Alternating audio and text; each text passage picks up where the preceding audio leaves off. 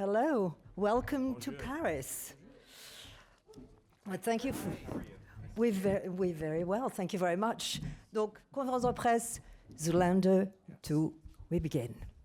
All right, well, first of all, what took you so long? We missed you. I mean, Ben, what have you been up to for all these years without putting it forward to us? We just wanted to make sure we were as old as humanly possible before we could make the movie again. No, I mean, it was a lot. It was.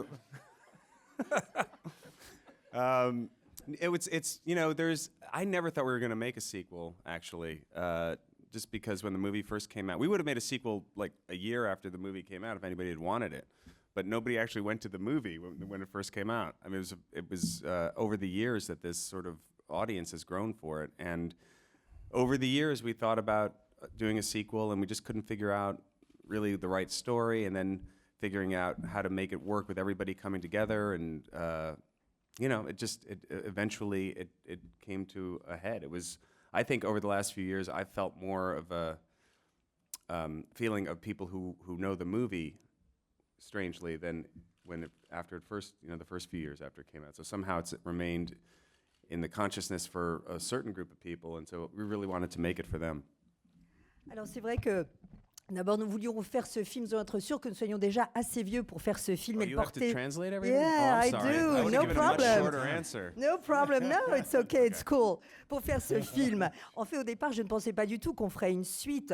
Si on avait imaginé une suite, eh bien, on l'aurait probablement faite 1 an après la sortie du film. Mais comme vous le savez, trop peu de gens ont vu ce film, donc finalement, à l'époque, on ne l'a pas fait. Puis ce film, au cours des ans, a trouvé son vrai public. Et à travers les années, finalement, on a trouvé un scénario qui marchait. On a trouvé un moment pour se retrouver ensemble. Et finalement, voilà, le film a pris vie parce que, étrangement, eh bien, le public de ce film a grandi et c'est devenu un film culte. Et donc, en ce moment, c'était le bon moment pour le faire. Alors, question. Ok. Qu'est-ce qui est le plus compliqué sur un tournage pareil? Est-ce que c'est de garder son sérieux ou de faire parler Anna Wintour? What's the most complex thing on this shoot? I mean, was it to keep serious faces while doing it, or actually have Anna Wintour talk? It was. What was the first part of the question? What was the most complex or complicated? It wasn't a very complex shoot. It's very simple characters. Très simplement. Simplement? Yeah. Simple. The characters are simple. So we just tried to have as much fun as possible, and it was fun to get the people from the fashion world in the movie, because the first time around we didn't have any of the real fashion world except for the people we were able to steal on the red carpet for the VH1 Fashion Awards, which is where all those interviews at the beginning of the movie come from in the first one. But this time around, since the fashion world was aware of the movie, we were able to have people like Anna, who was a great real partner in getting the film made, really. And I think that added another level of legitimacy to the world we were creating, the ridiculous world. Alors voilà, c'est vrai que d'abord c'était wardrobe could be pretty complicated. True. Actually. The wardrobe. We could have a hot day, and you see your wardrobe for the day could be a jacket or something. So that was probably the most challenging thing. All right. Alors voilà, Ben de dire qu'en fait c'était pas très complexe, que les personnages sont finalement assez simples. Alors bien sûr on a tenté de s'amuser pendant le tournage, mais surtout ce qui était le plus drôle, c'est de finalement faire venir en caméo tous ces personnages du monde de la mode. C'est ce qui n'était pas le cas pour le premier Zoolander, où en fait on a surtout volé les interviews qui étaient prises sur le tapis rouge du VH1 Fashion Awards, alors qu'ici évidemment le monde de la mode avait finalement vraiment s'était amusé avec le premier film à le voir, et donc cette fois-ci Anna Wintour a été une vraie partenaire, et je crois que sa présence évidemment a donné une toute autre dimension à Zoolander 2. Et puis Owen de rajouter, s'il y avait quand même un truc super compliqué, selon la chaleur, il fallait peut-être parfois les vêtements qu'on portait, porter des vestes, etc. C'était la chose la plus complexe. Justin, I mean, you're listening to your partners in crime too, but you actually co-wrote with Ben that story. How did you two work together? We got together. I think it was right after after we'd done Tropic Thunder. I threw my hat in the ring and was like, if you ever want to do Zoolander 2, I would love to participate.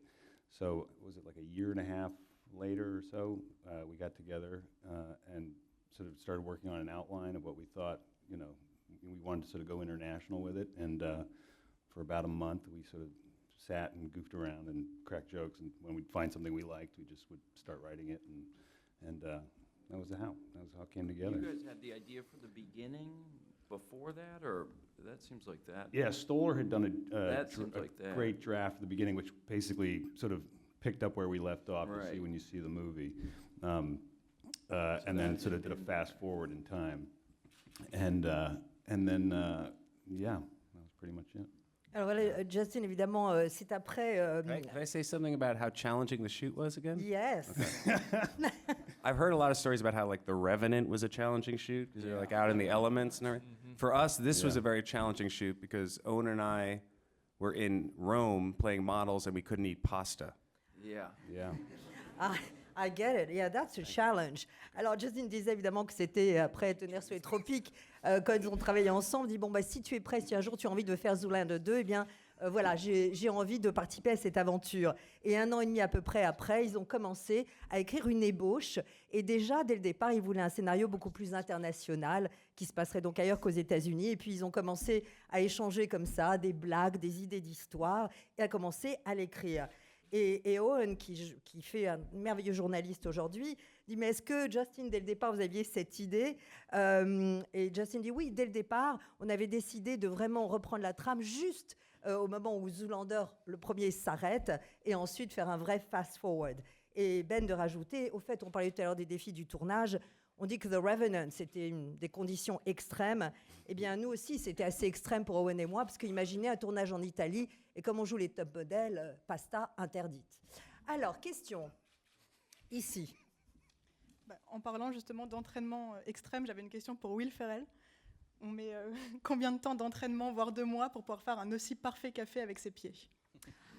Ah, all right. So we're talking training, extreme training here, Will. And we want to know how many months of training did it take you to actually have your coffee with your feet? You'll have to excuse me because I'm feeling very nostalgic in this ballroom. This is where I married my first wife, Catherine. And we didn't have enough money for the big ballroom, so we were in this little one. And yeah. The marriage only lasted a couple weeks, but anyway, it was a great party and it's good to be back. What was the question? Feet and coffee, Oh, how the do feet. they match together? Yes. Yeah, I mean, I think Ben, he called me a year and a half before the filming of the movie and said, are you able to pick things up with your feet at all? I know it's an odd question, but we've got this idea where Mugatu is able to, because he spent all this time in prison, and he's not allowed to use his hands or arms, can use his feet. And so, yeah, I just worked with a team of trainers. We didn't even have a script at that point. We just had the Right. idea, and we thought, let's get Will working on this because he likes to have the prep time. Alors voilà. Donc, extrait, alors voilà, excusez-moi, moment d'émotion pour Will Ferrell qui se rappelle avec nostalgie que son mariage qui a duré 2 semaines à Catherine a lieu ici. Ils n'avaient pas assez d'argent pour une pièce plus grande. Donc voilà, moment de nostalgie. Mais en fait, voilà, Ben m'a appelé à peu près 1 an et demi avant le tournage en me posant une question certes étrange.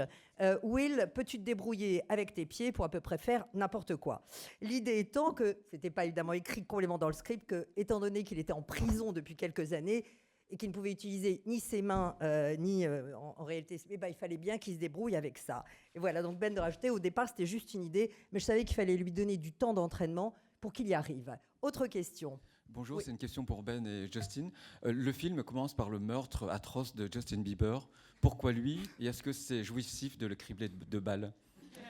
Well, this is a question for both of you, Ben and Owen. I mean, the film starts with Bieber's getting killed.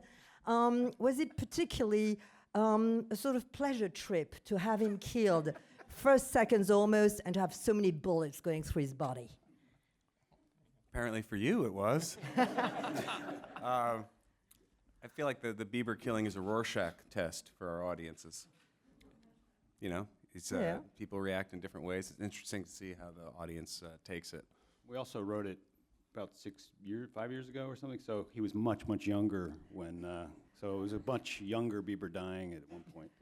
Just thought that it was interesting. Alors voilà, c'est vrai. Donc visiblement, vous, en tout cas, vous avez trouvé ça jouissif. C'est un peu un texte, vous savez, avec la feuille, on fait les tâches, voilà, pour le public, car chacun finalement réagit devant cela à sa manière. Et Justin de rajouter, en fait, on l'a écrit à peu près il y a 5 ans, lorsque Justin était bien, bien plus jeune. Et donc, c'était encore plus drôle, nous dit-il. Alors, question. Oui. Hi, hello. Ellie Mastro from Brussels. I have a question for all of you. So Zoolander the first became a kind of a cult movie with people quoting a lot of scenes from, including myself, like quoting a lot of the movies. I wanted to know for you, which are the films that are Zoolander for you, like films that made you laugh when you were young and that you can quote all the time. You have references and private jokes of it. It's a question for everyone. Thank you. Voilà, question pour chacun, des citations, des répliques cultes de films qui, eux, les ont marqués. All right, you go. No, Yeah, it's a yeah. good question. Yeah. Any quote? Well, I mean, yeah, no. Or then movies. You know that there's some of those Albert Brooks movies, Modern Romance, Lost in America, are ones that I thought were really funny and would quote sometimes. And then stuff like Stripes, Animal House. Tootsie. For me, it was a Caddyshack. Yeah. Growing up, because that came out when I was, I think it was like 15 or 16. Yeah, and that's one. I memorized Bill Murray's all of his monologues. Scarface.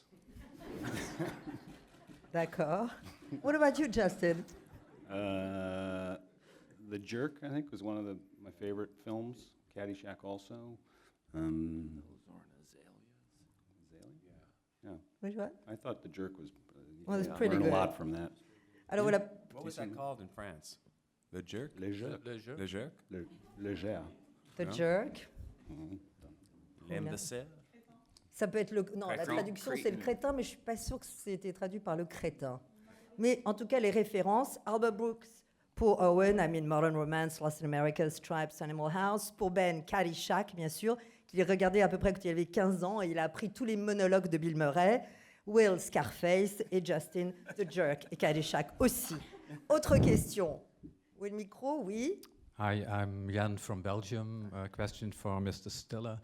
Was it hard to convince Sting to accept the role in this movie? It was very important for us to get Sting to be in the film, because it was, when we wrote the draft, that was one of the first ideas we had, and it was a big plot point, which I hope won't be given away too much in whatever you write, but Sting was a key part. So he was the first person I called when we started to even think about making the movie, and luckily he was very nice, and he had seen the first movie, yeah, and so I sent him the script, and he called me back a day later, and he said he was in, and that was actually one of the reasons I wanted to go forward with the movie. We would have had to really rethink that. I know. Yeah. Alors voilà, c'est vrai que la question donc, est-ce que ça a été difficile de convaincre Sting, et Ben de dire c'était en fait très important pour nous de le convaincre, parce que dès la première vraiment ébauche du scénario, il était un rôle très important par rapport à la trame narrative.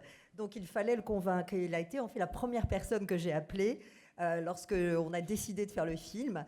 Et je lui ai envoyé le scénario, il l'a lu, et dès le lendemain, il m'a dit, voilà, j'y suis, j'en fais partie. Et c'était une des raisons vraiment essentielles. Sinon, il aurait vraiment fallu réécrire des choses. Donc, il a accepté.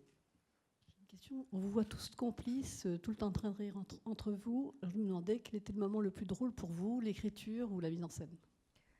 Well, I mean, obviously, we see that you're a close-knit camaraderie between all of you. What was the funniest, so to speak? Was it the writing process or the directing process? Is that for me? I think the directing for me, is much more fun/painful, and because it's the most fun, but it's also the most stressful because you have a certain amount of time to shoot the movie, so you're trying to figure out how to have the most fun in the shortest amount of time. So that's probably, for me though, that part of it. I mean, I like the writing part's not fun sometimes, but the sitting around making jokes when everything's on the table is, I think, the funnest part, and just sitting around making each other laugh and coming up with bits and just pulling ideas and then trying to jam them in the script. It gets more that period of time when anything is possible. Yeah, it all seems tons incredibly of money funny. to make the movie, and we're going around the world. Get to the editing room. And then The editing room. Let's lose that. Alors pour Ben, évidemment, en fait, la réalisation, on l'a compris, c'est à la fois le moment le plus drôle, mais aussi le plus pénible, parce que évidemment que c'est très drôle, mais en même temps, il y a tout le stress, parce que évidemment, il faut donner le maximum en un minimum de temps, et donc on essayait vraiment justement de garder ça une expérience drôle. Et c'est en fait, Justin, de rajouter, c'est vrai que l'écriture n'est pas toujours le moment le plus drôle, mais lorsqu'on est là, que le scénario est fini, qu'on peut un peu s'asseoir, parler, échanger des idées, improviser, et Ben de rajouter, c'est-à-dire au moment où tout est encore ouvert et possible, alors là c'est très agréable. Et Owen de rajouter, enfin jusqu'à ce qu'on arrive à la table de montage. Voilà. Autre question. Oui, ici. Hello. Ma question va être très simple, je vais la faire en français, ça sera plus rapide. On a vu beaucoup de célébrités dans le film, lesquelles vous avez coupé au montage parce qu'on est déçus, on n'a pas vu Kanye West, on n'a pas vu Macaulay Culkin comme c'était présenté. All right. Alors, well, we see obviously lots of celebrities in your movie, but were there like celebrities that were announced and we didn't see what happened to them? Are they in the cutting floor? Kanye West, like Macaulay Culkin, that at one point was supposed to be in the movie? So did you cut many cameos or not? You've been reading the internet, haven't you? I didn't even Well, know like that. you, we do go on internet. Always the best source of information. On se moque un peu, mais meilleure source d'information, bien sûr, internet. I mean, there were definitely people that, not those people though, that we wanted to be in the film. That you have these sort of idea. Oh, it would be great to. I wanted to get Secretary of State Colin Powell into Hansel's orgy.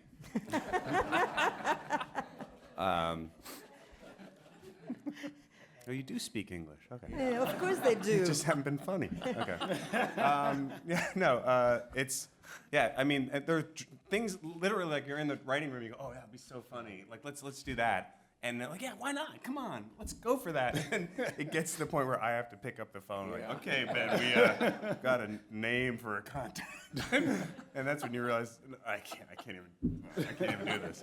But there were some that we went for that didn't pan out. But I also was really happy because once you get the people you get in the movie, it's hard to think of it without those people. And I was really happy the people we got. Alors voilà, c'est vrai que il y a eu certaines célébrités qu'on voulait. Par exemple, à un moment, on se dit pourquoi pas, par exemple, Colin Powell dans le rôle de Orgy.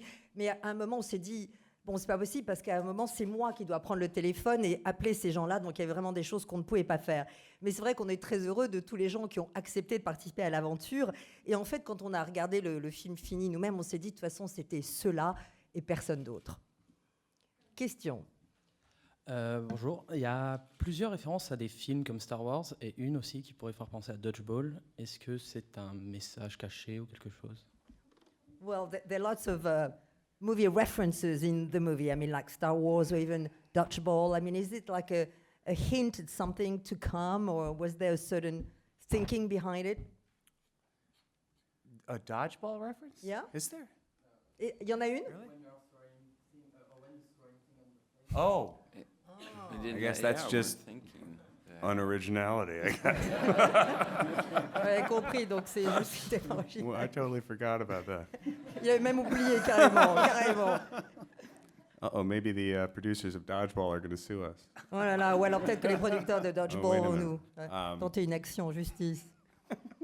But no, it was not That's intentional. literally the first time I thought about that. Oh my God. Voilà, littéralement la première fois qu'il y pense. But I mean, no, like there's some references definitely, like the Star Wars thing, but you know, it's all kind of, when you're writing the movie, it's kind of just an amalgam of things that you think are funny or that might be funny in the context of the movie. Oui, donc oui, il y a des références, dont celle de Star Wars, mais c'était en fait simplement des références qui étaient juste, étaient drôles par rapport évidemment au contexte du film lui-même. Question. Oui. S'il y avait un Zoolander 3 et qu'il soit tourné à Paris, est-ce qu'il y aurait des personnalités françaises que vous aimeriez mettre dans votre film? Well, if there were a Zoolander 3 and if it were shot in Paris, would there be like French stars, personalities that you would love to see in Zoolander 3? Yeah. Was that ever a consideration, Paris, as a place? It's not really a big fashion town.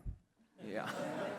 Alors voilà, est-ce qu'à un moment on a That's what pensé you à told me Paris? when I They're was trying to really improve that, though. lobbing it. Yeah, they're trying to get into the fashion business. Yeah, You guys should get into the fashion thing. Yeah. Don't fight it so much. Yeah. You know.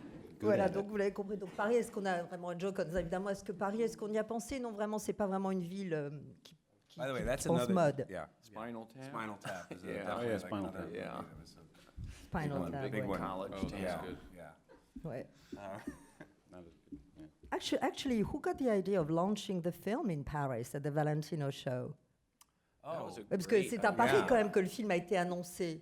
Yeah, that was just, you know, we wanted to figure out a way to somehow announce the movie without announcing it. And, you know, honestly, like, Will, you were so creative when you announced Anchorman 2. I remember, right? You went on Conan, I think, and played a flute Yep. solo. Yep. Right? That was incredible. Exactly. Yeah. And so that had been done. And so we had to figure out, you know, a different way of trying to announce it that we thought could be fun. And we decided to, you know, this could be a really cool thing, but we didn't think that the Valentino people would say yes. You know, we thought we'd end up like a Men's Warehouse or Target in America. Target, as we call it in America. Oui. Alors voilà, c'est vrai que c'est à Paris qu'a été annoncé le tournage. Et Ben disait qu'en fait, il voulait annoncer Zoolander 2 sans vraiment l'annoncer. C'est un peu ce qu'avait fait Will quand il avait lancé Anchorman 2. Donc, ils ont décidé d'avoir un lancement un peu cool et ils pensaient vraiment pas que Valentino allait dire oui et qu'ils allaient finalement se retrouver à l'annoncer dans un Target. Vous savez qu'ils sont une espèce de grande surface très énorme aux États-Unis. Target, as you say. Question. Oui, David Bowie était dans le premier film. Je voulais savoir si vous aviez eu l'intention de le refaire tourner et quelques mots sur son travail sur le premier film. Well, obviously, couldn't help rethinking of David Bowie, who was in the first Zoolander. Did you ever think of him for Zoolander 2? And could you tell us a few words about how it was to work with David Bowie on your first one? Yeah, I mean, yeah, we thought about it, but it was more of an overall thing for the second movie where we didn't want to try to recreate scenes that we felt were high points in the first movie that we didn't feel like we could top or just do them in a different way or bigger. We didn't want to do that. So it was, I felt, you know, having David Bowie in that scene was such a huge thing for the first movie and wasn't something I wanted to try to do something different with because it just stands on its own. And, but, you know, working, first of all, I can't believe he said yes to being in the movie. Yeah. He had no reason. Did you just He had no call reason him? to be in our movie because nobody knew who Zoolander was really, and when we were making the first movie, and he just was. He for some reason he thought it was a funny idea, and he came down and he spent the day, and I remember having a great time with him and feeling sort of a little bit starstruck because it definitely had the feeling on the set that, you know, everybody in the room was like, wow, this is so cool, and he was incredibly gracious and exactly as you would imagine or want to imagine him being. I think. Alors en fait, voilà, c'est vrai que on ne voulait pas, on avait un moment pensé, mais on ne voulait pas évidemment recréer une scène dans le numéro 2 qui soit, enfin, on voulait quelque chose qui soit plus fort. Il était impossible, cette scène était si forte dans le premier que du coup, on s'est dit non, ça ne marcherait pas. C'est vraiment quelque chose qui doit rester unique. Et c'est vrai que je ne pouvais pas croire qu'il ait dit oui, parce qu'à l'époque, personne ne connaissait Zoolander. Et je me souviens de cette journée qu'il a passée sur le tournage. On a passé un moment merveilleux ensemble. J'avoue que j'avais un peu les yeux qui brillaient, un peu devant quelqu'un que j'admirais. Et il était incroyable, tel qu'on peut se l'imaginer, c'est-à-dire un vrai gentleman. Autre question. Oui. Hi again. So with characters like your son and also Dan Atari, Kyle Mooney from SNL, the film brings an interesting contrast between old and new generation, and where you guys are. Which are we? Oui, alors Yes. dans laquelle vous situez. Yes, I mean, yes, Yeah, it's yeah. an obvious reference to the coffin when you guys are put Oh, like right. old Old and and lame. lame. And I wanted to know if I thought that the film makes that kind of opposition, like if you agree or not. That's definitely. Yeah. And I wanted to know whether in real life something made you feel like a has-been or something that you're out of date, like exactly when you hear young people speak and you're like, what? Yeah, we don't know what they say. That's a question for all of you. When do you feel has-beens? Not right now, I hope. All right, let's go for it. When do you feel has-been? Did you ever feel like a has-been? I guess when we did that Valentino show and just all the sort of, when we walked out for that and all the sort of social media stuff afterwards, and Ben telling me about this thing called Instagram and how many hits we were getting, and you were sort of kind of guided me through all that new technology that I learned about then. That's sad. Yeah. I was your guide. Alors, My voilà. Sherpa. Alors pour Owen, c'est évidemment après le show Valentino, eh bien Ben évidemment a tout de suite posté sur les réseaux sociaux. Et donc Owen disait, moi je connaissais rien, il m'a vraiment guidé à travers Instagram, avec les likes et tout ça.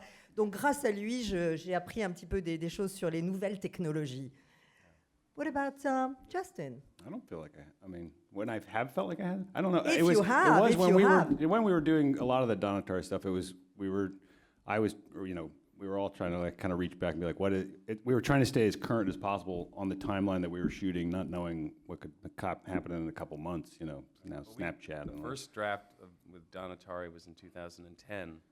Yeah, and then a so lot had changed. even in 5 years. Yeah. Oui, c'est vrai qu'en écrivant le scénario, il y a tellement de choses qui se passent rapidement. Donatari, c'était en 2010. Et donc tout change en 5 ans, tout a énormément changé. Donc en écrivant, effectivement, il fallait que je me tienne un peu au courant des nouveautés qui se passaient. What about you, Will? I was just going to say, I think these guys did such a smart thing with the sequel, with having obviously the huge passage of time between the first one and the second one. It's a really ingenious way to address that, because otherwise the audience would be sitting there if you just picked up as if it was, the next day after the first one. You're right. Ouais. Alors, Wiig, évidemment, ce qui a été évidemment très malin dans cette suite, c'est que malgré ces 10 années qui ont passé, eh bien, il y a une intelligence, on guide le public, vous-même, justement, à être tout de suite dans le bain du deuxième. Yeah. Exactly. Exactly? Really, to the point? So it never felt a has-been? You haven't answered. I don't know. I mean, I definitely, when I'm around... I just got nominated for 6 has-beens, though. Yeah. Yeah. Now I really feel like I have, because I didn't get nominated. Yeah, no, I mean, when I watch my daughter and her facility with social media is pretty, comes very naturally to her, and, watching her do Snapchat, and Snapchat is very, I feel like that's one that, that's like a bridge too far for me, because it's so, like, you have to hold the thing down, and, and whenever you're doing the thing, and you're filming yourself, but yeah, no, but it's a young person's game, Snapchat. Alors voilà, donc voilà, c'est surtout quand il voit la facilité avec laquelle sa fille se débrouille sur les réseaux sociaux, surtout Snapchat, pour lui c'est too much, ça c'est à manier, difficile à se filmer. C'est à ce moment-là qu'effectivement je me sens un petit peu peut-être dépassée. Question. Alors j'avais une question pour B. Stiller. Yes. Je me demandais si le scénario n'était pas juste un prétexte pour toucher les seins de Penélope Cruz. Where are you? All right, he's over there, and this is a very Hello. important question, Okay. Ben. Okay. Are you ready? Yeah. Was the whole script just the opportunity for you to touch Penelope Cruz's tits? I'm translating. Too sweet. Wow. They say the French are out there. Yeah, we are. Okay. Yeah. It was necessary. Voilà, c'était nécessaire pour l'entendement du scénario. I just wasn't counting on Javier Bardem being right by the camera. Voilà, je ne comptais juste pas que Xavier Bardem soit juste à côté de la caméra. Autre question. Et dernière question. Ah, Last question. C'est une question pour Ben et Owen. Ils jouent des hommes qui sont super, super beaux, mais pour eux, quels sont les hommes les plus beaux du monde? Et pourquoi? All right. Well, obviously you two play incredibly super attractive guys. But for you, who are the most attractive guys in the world? C'est a tough one.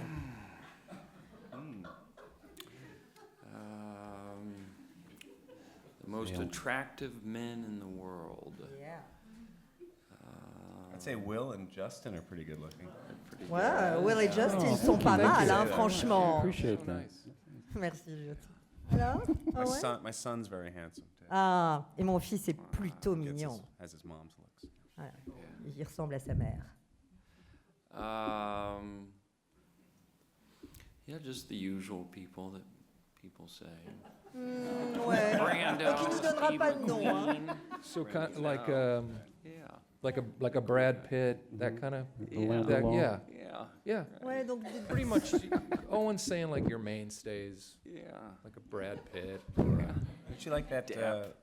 Is it Olivier Martinez? Olivier Martinez. Yeah. Alors, He's a very handsome man. all right, donc nous avons Brad Pitt d'un côté, Olivier Martinez.